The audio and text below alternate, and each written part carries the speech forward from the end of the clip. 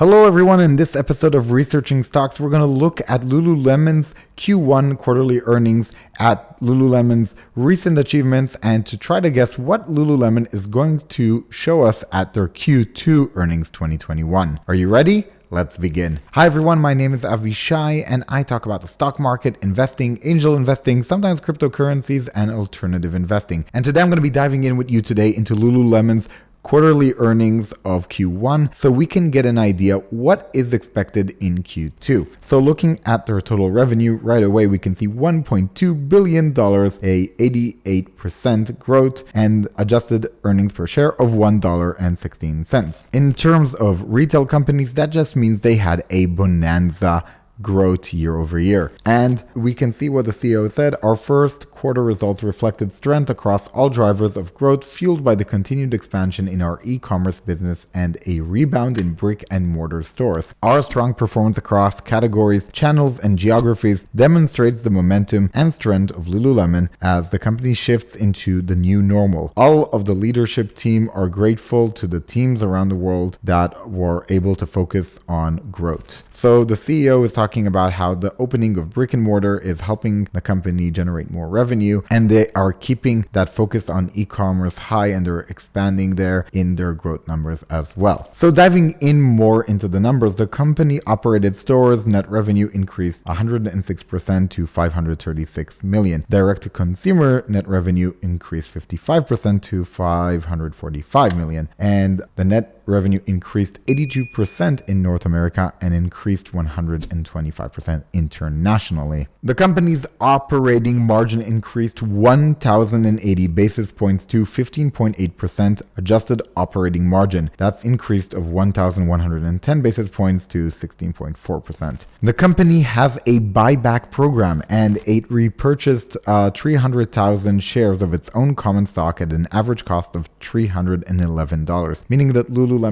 thought that their stock was pretty cheap at that price range. The company opened 2 net new company-operated stores during the quarter, ending with 523 stores. Looking at the company's balance sheet, they ended the first quarter of 2021 with $1.2 billion in cash and cash equivalents, and the capacity under its committed revolving credit facilities was around $397 million.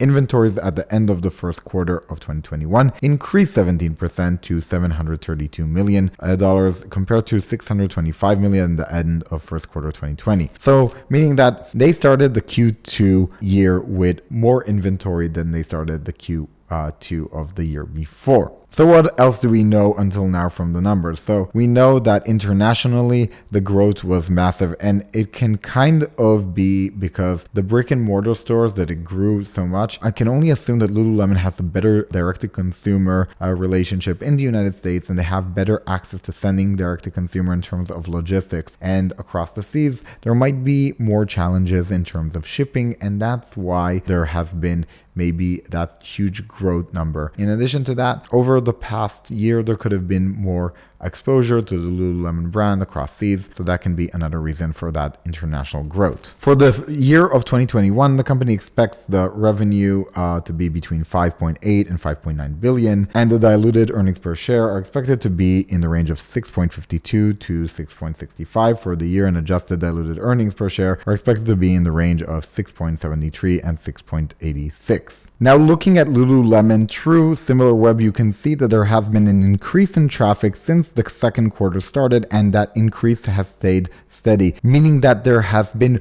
more activity online on Lululemon.com, which makes me pretty bullish on the next earnings call. Another reason I'm bullish for the next earnings results and the earnings call is because I think that when you go on a site and you see that there is no sale, that means the company is doing well. You can see that Lululemon is really giving a unique experience, and I'm looking here at the products and I like the ticket prices. I like the way they have made the site in such a way which is kind of commerce meets content in a sense. So really interesting to see also what is there going to be their income from Mirror. Now, if you don't know what Mirror is, Lululemon in the past has invested in a company called Mirror and then eventually bought it out. Mirror is a competitor for Peloton, and I really think that Mirror has opportunities in terms of growth and in terms of creating a subscription business with a MRR, monthly recurring revenue, for Lululemon, which can really increase the company's digital footprint and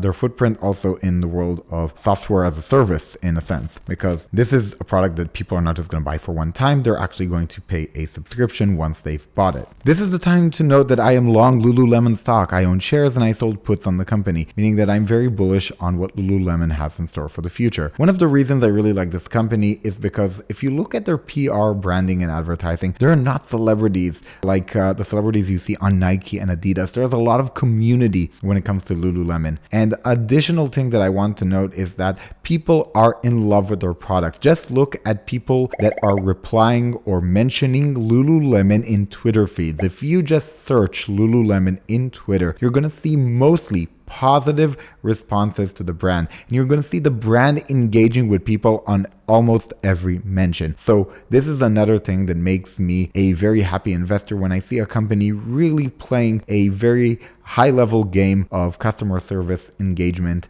And I would say they're really learning their customers. They're really following what the customer is interested in, and they are following trends that are not yet to be understood or revealed by maybe other companies who are playing with less data and playing with less engagement. I think Lululemon is one of the smartest companies when it comes to their e-commerce, and you can see that every cart that somebody fills is going to be filled with high ticket items. The company doesn't use sales, which is another thing that I like. They know the worth of their brand, the worth of their logo, and they're not going to be selling low ticket items to just increase volume and customer traffic. Last but not least, I love that Lululemon doesn't sell much of their products through third parties, retailers. A lot of their business is DTC, if not almost all of it, in the United States, and overseas they work with some partners, but wherever they can, they try to run a direct-to-consumer business, which is excellent for operating margins. Some companies like Under Armour, Puma,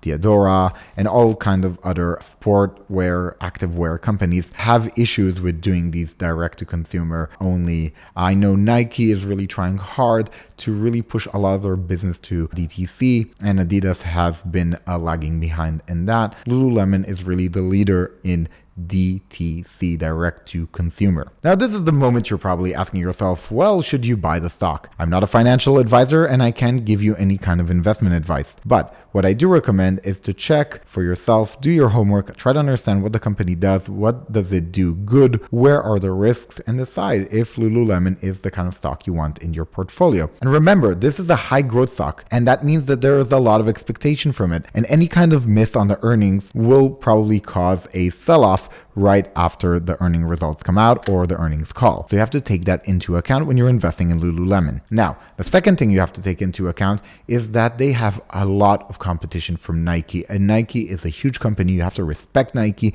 They are bringing a lot of heat in that DTC space. Now, if you found value in this video, and I really hope you did, hit that like button, show the channel some love. It really helps me a lot. And if you are new to the channel, you've never seen any video here, this is the time to subscribe to the channel and to hit that bell for notifications so you can get notified when new videos come out. Thanks for watching. See you next time.